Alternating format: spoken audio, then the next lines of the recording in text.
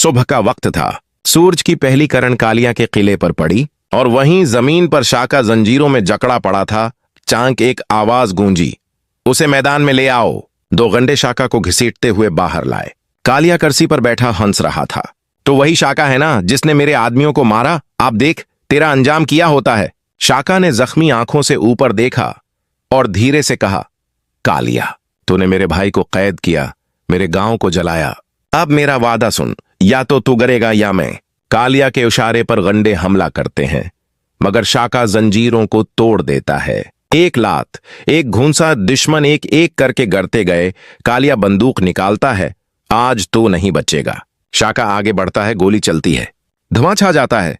कुछ लम्हों बाद धुआं छुटता है और जमीन पर कालिया गिरा हुआ है। शाका जख्मी खड़ा है, मगर उसके चेहरे पर इत्मीनान है। वो अपने भाई के पास जाता है, जंजीर खोलता है और कहता है, चलो घर चलें। गांव अब हमें वापस चाहता है। दोनों भाई सूरज की रोशनी में निकलते हैं। पीछे कालिया का कुल्हा राख बन चुका होता है।